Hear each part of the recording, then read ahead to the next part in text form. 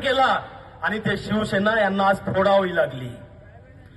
हे भाषणामध्ये मुद्दे येतात. काँग्रेसनं गेल्या 65 वर्षात काय केलं? अरे काँग्रेस असा पक्ष आहे जो इतिहास, जे स्वातंत्र्य सेनानी मला आज बी सांगतात, हे मी इतिहास वाचला आहे, ऐकलेलं आहे, की स्वातंत्र्य संग्रामी सांगतात की त्या काळामध्ये जेव्हा ब्रिटिशाचं साम्राज्य होतं, जेव्हा आपण या ब्रिटिशाला इथून इंग्रजांना हाकून सवो की पळो केलं, तेव्हा तो हा देश हा काँग्रेसच्या हातात आला. तेव्हा या भूकमारी, पोटमारी, साधी ज्वारीचा दाना सुद्धा आपल्या या देशामध्ये नव्हता. अशा स्थितीमध्ये सुई सुद्धा नव्हती बनत. सुईपासून तर आज इन्फोटेक पर्यंत पोहोचलो काँग्रेसच्या काळामध्ये.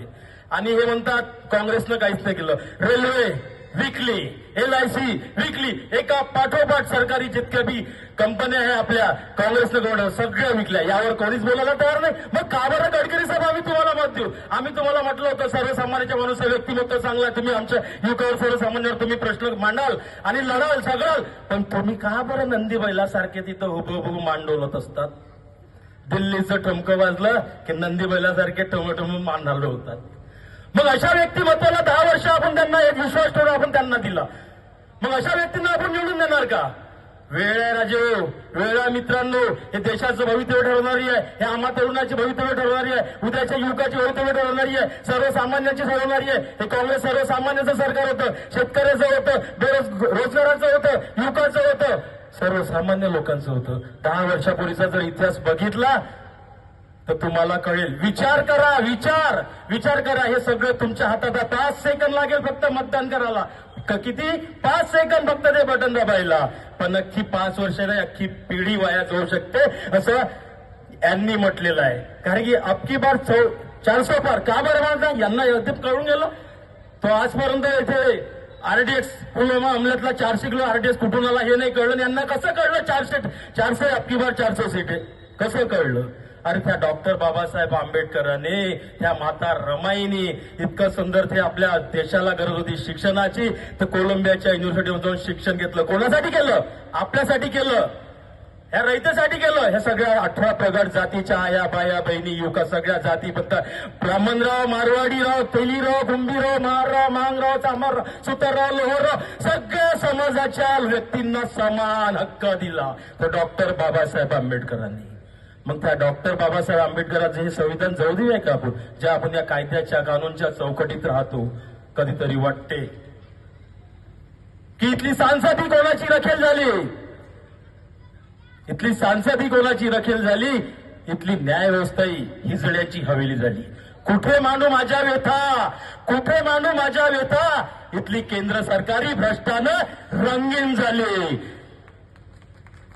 कालचाही सूर्य त्यांचाच होता, आजचाही सूर्य त्यांचाच आहे, मात्र उद्याचा सूर्य आपला असेल. छत्रपती शिवाजी महाराजांचा विचाराचा असेल, डॉक्टर बाबासाहेब आंबेडकरांचा विचाराचा असेल, विकासभाऊ ठाकरेचा असेल, महाविकास आघाडीच्या काँग्रेस पक्षाचा असेल किंवा महाविकास आघाडीचा असेल.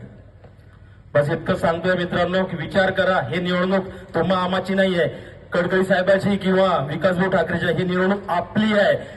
एक मर्सडीज वाल्याला बी तितका धक्का, एक सायकल चालवण्याला मतदानाचा एक तितका धक्का आहे की ऑडीवाल्याला 500 मताचा धक्का दिला ना, सायकलवाला 1 मत, सगळ्यांना समान हक्क दिला मतदानाचा. म्हणून म्हणतो या 19 तारखेला मतदान करणं हे तुमचं हक्क आहे आणि तो तुम्ही बजावलाच पाहिजे. पण जाता जाता मतदान करतेवेळी फक्त 2 सेकंद तिथं थांबाल की जे बटन दाबल्यानंतर जे बाजूला एक छोटीशी एक पेटी असते, त्या पेटीमध्ये जो एक कागद निघतो, प्रिंट बिल निघल्यासारखा, त्याच्यामध्ये बघायचं आपण पंजाला दाबलं तिथं कमळचं तर नाही आलं. हे बिलकुल बघा ना, तिथंच आक्षेप घ्या. तुमचा हक्क आहे आक्षेप घ्यायचा, कारण की हा हक्क तुम्हाला सर्वसामान्यांना या राज्यघटनेने दिलेला आहे. पण आपण बोलत नाही. बोललं पाहिजे, सामोरं आलं पाहिजे, कोणतरी नेतृत्व घडवलं पाहिजे. तेव्हाच हा देश, तेव्हाच हा समाज टिकेल, तेव्हाच या वाचेल. इतकं सांगतो तुम्हाला मित्रांनो. येणाऱ्या 19 तारखेला मला आशा आहे, मी नम्र विनंती करतो तुम्हाला की यावेळेस नाहीतरी तुमच्यासाठी नाही, कोणासाठी नाही, उद्याच्या पिढीसाठी हा देश तुम्ही बदलू शकता. या देशाचं भवितव्य तुमच्या हातात आहे. बस तुम्हाला 19 तारखेला 3 नंबरची काँग्रेसची बटन हक्कानं म्हणतोय. एक डाव तुम्ही करून तर बघा, पर्यावरण करून बघा, सगळं तुमच्या हातात आहे. मुघलशाही आपण हाकलू शकतो, इंग्रज आपण हकलू शकतो, यांची तानाशाही हिटलरशाही बी तुम्हीच हाकलू शकता. आणि हे लोक काय सांगतात, ईडी, CBI, धनशक्ती पण आपल्याकडे स्वाभिमानाच्या कणाने ताट उभे राहणारे व्यक्ती आहे. हीच आमची सगळ्यात मोठी ताकद आहे. म्हणून एक आशा करतो की येणाऱ्या 19 तारखेला काँग्रेस पक्षाच्या बटनवर तुम्ही प्रचंड बहुमताने विजय कराल ही आशा बघतो आणि काँग्रेस पक्षाच्या 3 नंबरच्या बटनवर तुम्ही योग्य पद्धतीने मतदान कराल अशी आशा बाळगतो. जय हिंद, जय महाराष्ट्र.